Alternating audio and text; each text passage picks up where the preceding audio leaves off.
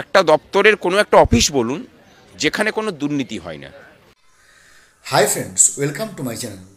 এবার সংগ্রামী যৌথ মঞ্চের সম্মানীয় ভাস্কর ঘোষ মহোদয় সরকারের বিরুদ্ধে এক প্রকার চ্যালেঞ্জ করলেন।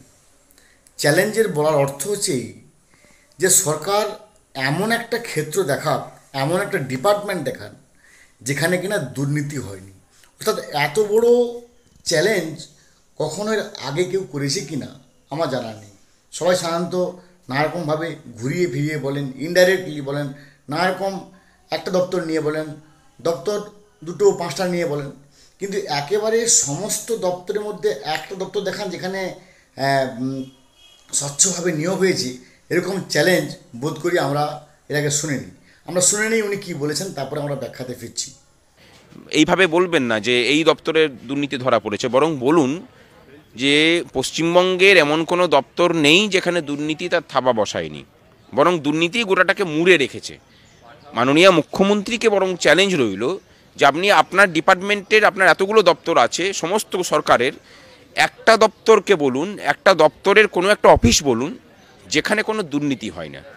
মানে এটা আমাদের পক্ষ থেকে একটা চ্যালেঞ্জ রইল আর কি, যে একটা দপ্তরের নাম করুন যেখানে যেখানে কোনো মানে দুর্নীতি নেই।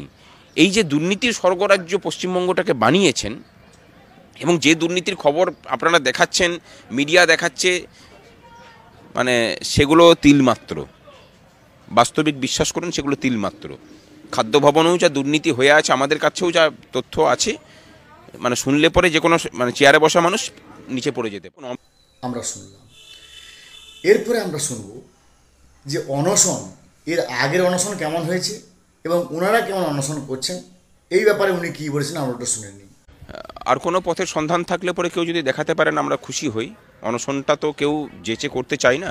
বিগত একটা বছর ধরে চাতক পাখির মতো আমরা তাকিয়ে বসে আছি যে কখন রাজ্য সরকার কথায় আলোচনায় বসবে।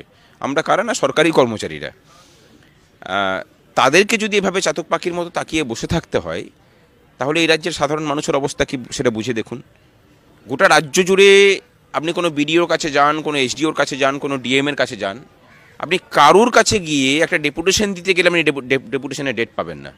মানে এই যে অহংকারটাকে উনি মানে একদম ঠুকে ঠুসে ভরেছেন প্রত্যেকটা ডিপার্টমেন্টের মধ্যে, এই প্রতিষ্ঠানটার মধ্যে, আমাদের লড়াইটা বলতে পারেন তার বিরুদ্ধেও।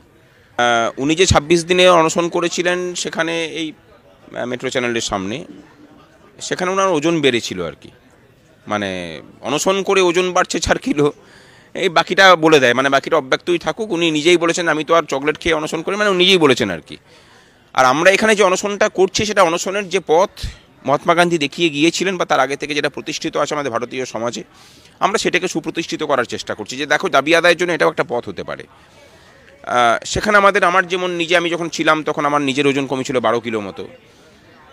আমি যখন বসেছিলাম তখন 75 কিলো ওজন ছিল, আমি যখন উঠেছিলাম তখন 71 কিলো হয়েছে, 14 কিলো ওজন কমেছিল। এখন যারা এখানে বসে আছে তাদের অলরেডি ওজন 6 কিলোর বেশি কমে গেছে। তফাৎটা ওখানেই, বাকিটা আর মানে বলছি না আর কি। আমরা শুনলাম। এরপরে ভাস্কর ঘোষ মহোদয় তিনি পরিষ্কারভাবে দ্ব্যর্থহীন ভাষায় বললেন যে বর্তমান শিক্ষক বা শিক্ষা সমাজ বা চাকরিজীবী সবারই স্থান হচ্ছে ধর্মতলা। উনি কেন এই কথা বললেন আমরা একটু শুনে নিই, তারপরে ব্যাখ্যাতে ফিরছি। পশ্চিমবঙ্গের বর্তমান সরকার এই রাজ্যের শিক্ষিত সমাজকে ধর্মতলাতে, এই শহীদ মিনারের প্রাঙ্গণে, ধর্মতলার বিভিন্ন জায়গাতে নির্বাসন দিয়েছে। আপনি যদি ছাত্র হন তাহলে আপনার নির্বাসনের জায়গা হচ্ছে শহীদ মিনার। আপনি যদি চাকরি প্রার্থী হন তাহলে তার জায়গা সেখানেই। আপনি যদি চাকরিজীবী হন তাহলেও আপনার ন্যায্য দাবি যাওয়ার জায়গা হচ্ছে আপনাকে নির্বাসন নিয়ে এই শহীদ মিনারেই আসতে হবে। দেশভাগের সময় শিয়ালদা স্টেশন চত্বর যেভাবে ছিল, যেভাবে পূর্ববঙ্গের মানুষদের উদ্বাস্তু পুনর্বাসনের জায়গা ছিল, বর্তমান রাজ্যের শিক্ষিত মানুষের উদ্বাস্তু পুনর্বাসনের জায়গা হচ্ছে এই শহীদ মিনার এবং তার আশপাশের এলাকা।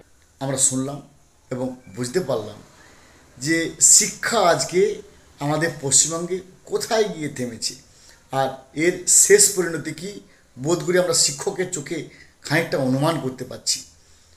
আপনারাই ভাবুন এর কী হবে আর সমাধান কী করে হবে। ভালো থাকুন, have a good day, thanks.